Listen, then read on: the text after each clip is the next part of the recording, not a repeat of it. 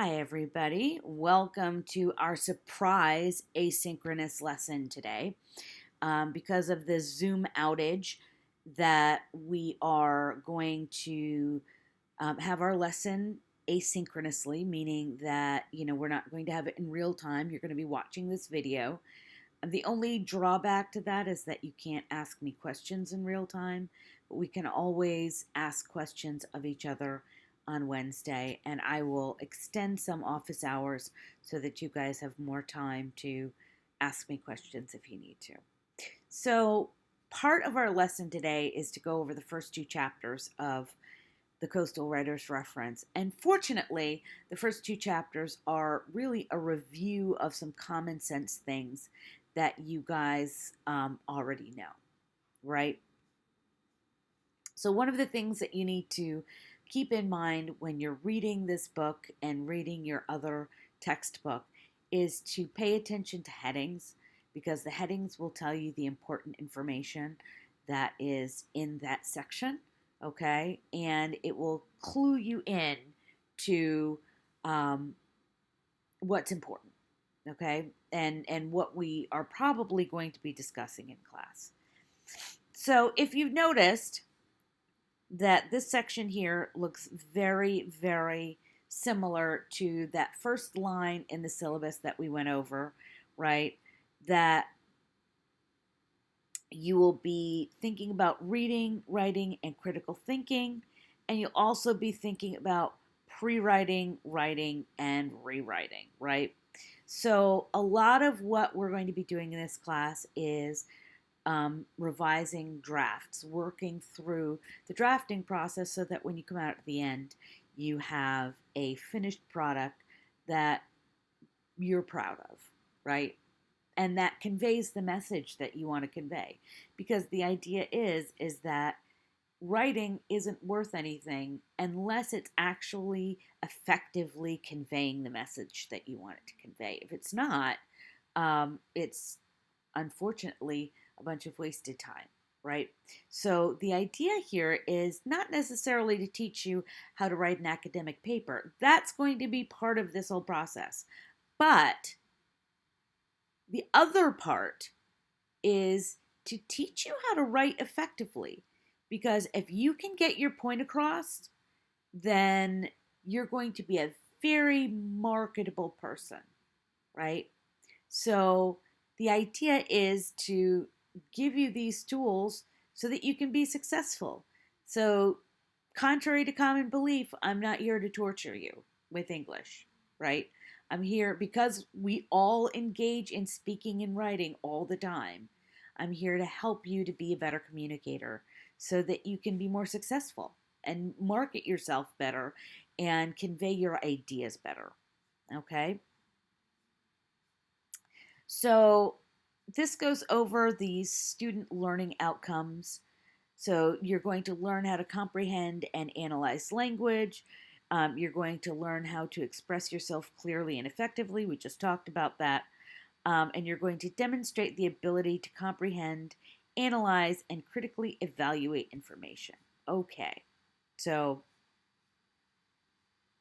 you're going to be able to break down information and understand what it means. You're going to be able to talk to people or write to people and have them understand what you want them to understand, right? And you're going to be able to take in information, break it down, and make it useful to yourself, right? That's what those three learning outcomes mean, okay? So the next section kind of goes over how you're supposed to behave, okay? And we're going to talk about, I'm skipping over the coastal composition comments because we're actually going to talk more specifically about badges in just a minute. So don't worry about that. But this section talks about how you should behave, right?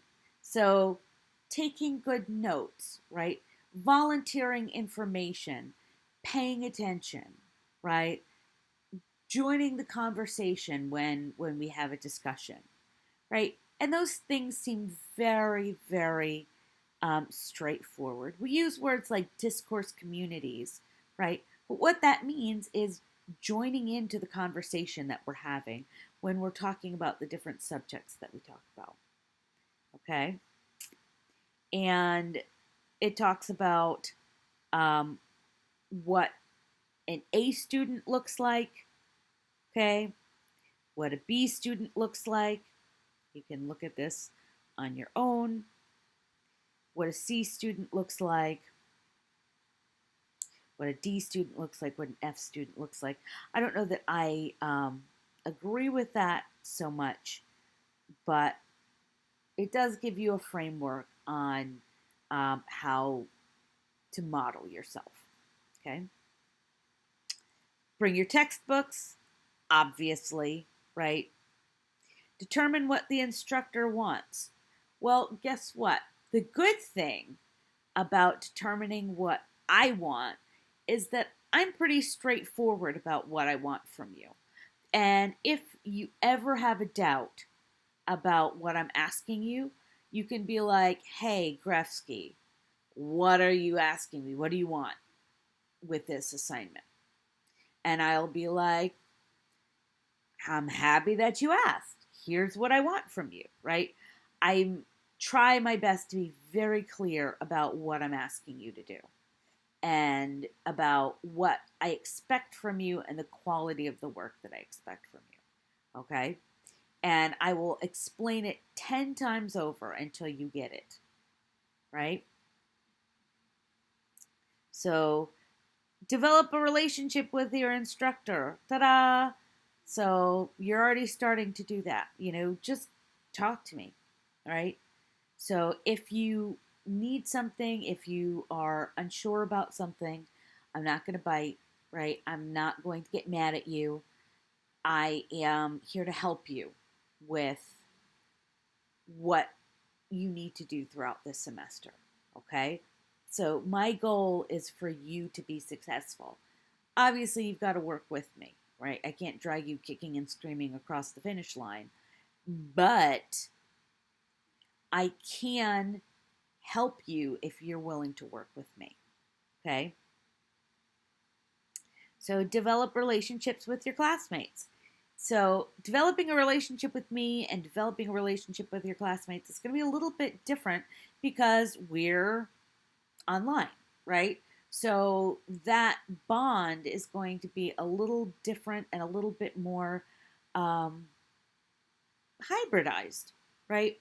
So we're going to do things that kind of bond us together a little bit more so that we feel a little bit closer to each other because it is a lot different than being next to each other in the classroom and being able to see each other's faces and being able to, hear the tone of someone's voice and see their body language and stuff like that. So we're going to do some activities and exercises that hopefully will bring us closer together.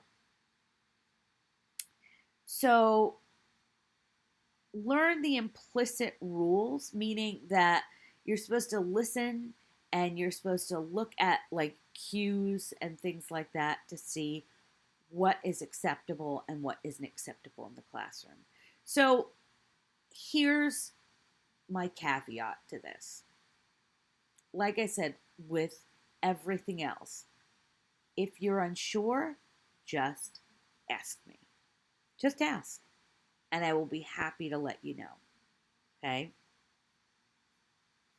So, and that's chapter 1, right? Chapter 2 is policies. Okay?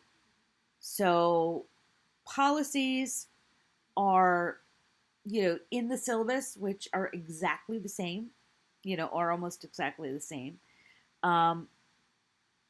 And what it's asking you to do is look in the syllabus and fill in these blanks to, reiterate what,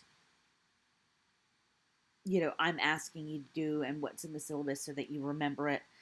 I trust that you will. You don't have to fill this part out. But what I want you to do is to really take a good look at this section, um, and at the syllabus, which are almost identical. The wording might be a little bit off. And I want you to, understand that you have to abide by these parameters, whether you've actually read them or not. So if, you come to a crossroads and you're like, well, I didn't know that. Well, it's, the classic line, it's in the syllabus, right? So at least familiarize yourself with it. Okay. We talked about what plagiarism means. Okay. There's a list here that's a little bit more comprehensive. I'm going to leave this up on the screen for a second, so that you can read through it. Okay.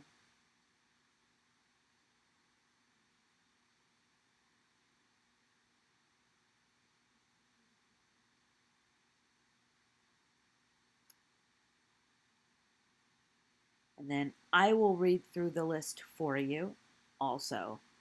So, specifically, one is guilty of plagiarism when the words, sentences, ideas, conclusions, examples, and or organization of an assignment are borrowed from a source, a book, an article, another student's paper, etc., without acknowledging the source.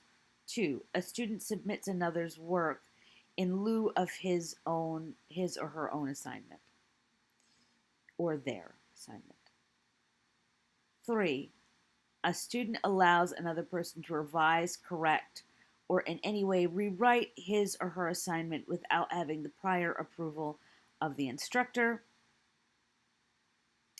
Four, a student submits written assignments received from commercial firms, paper mill websites, fraternity or sorority files, or any other outside source. Five, a student allows another person to take all or part of his/her course. Six, a student submits an assignment, a paper, a library assignment, a revision, etc., done together with another student without having approval from the instructor. A student who knowingly aids another student in plagiarizing an assignment as defined in 1 through 6 above will also earn a failing grade FX in this course. Okay, so as explained in the catalog, FX is assigned for courses where failure occurs as a result of academic dishonesty. The FX grade is treated as an F in the grade point average computation. Okay, so you'll get an FX if you do any of these things. Okay, I told you my biggie is the essay mill, right? And so I don't like when students use work from essay mills or cut and paste the um, from the internet. Okay, so what I did was I created assignments that are really impossible to plagiarize, right? So they're nearly impossible to plagiarize because they're very, very personal. Okay, so if it's about you, it's hard to use an essay mill essay, and hopefully they're pretty unique essays so that you won't feel tempted. And trust me, I'm not saying this as a dig. We've all been stressed out and felt tempted to do something like that. The idea here is to resist the temptation, and especially if the assignment doesn't have any means of using any of those essay mill essays. Okay, and that is chapter 2, right? Very straightforward. So the other thing I want you to pay attention to is the plagiarism statement. It's a tear out in your Coastal Writers reference.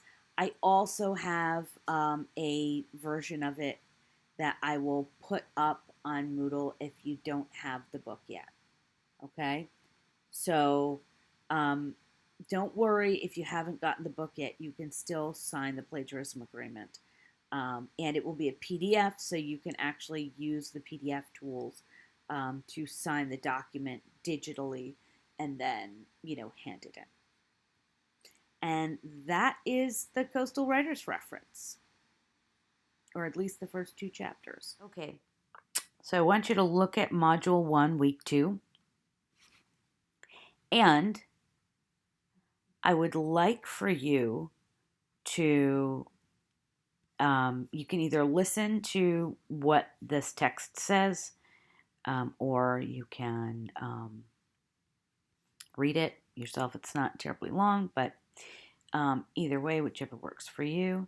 And I would like you to scroll down to one of our first pretty serious activities, which is the digital privilege walk.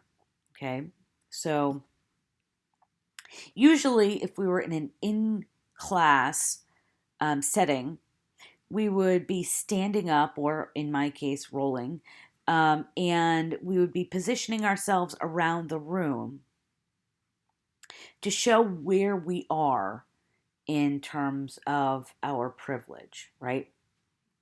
Since we can't do that, we're going to be looking at our privilege walk digitally, okay? So you guys are going to, you can listen to the instructions here and listen to the different sections. And essentially, what you're going to do is you're going to click on this link here, and it's going to take you to a series of questions where you need to answer yes or no. And those yes or no questions will be put into a grid. They're anonymous, so nobody's going to, know what you've answered or whatnot. And then the idea here is to kind of like see where everyone is situated in terms of their privilege. And it might be surprising to you, right? And that's going to start off our conversation about literacy and literacy narratives. Okay, I'd like to draw your attention to the badges tab, and look at that cute little dog on there. That's somebody's sweetheart, right? Isn't it much nicer to look at like adorable dogs, like adorable kids and things like that when you're doing your work? See, I know what I'm doing. All right, so you want to click on this, and the drop down menu will come down and show you a list of links, right? And they are the links to our badges. Now we're going to go over the individual badges, so I don't even want you to worry about that. But what I want you to look at is where you can find the badge links. So when you click on that one, it takes you to the general badge website. This one will take you to the shifting styles page. And if you notice, there's really not anything here. You have to click on this shifting styles right here in order to get to the actual assignment itself. Okay, and we'll talk about this later on in the week so that you guys have a better idea of what this badge is asking you to do.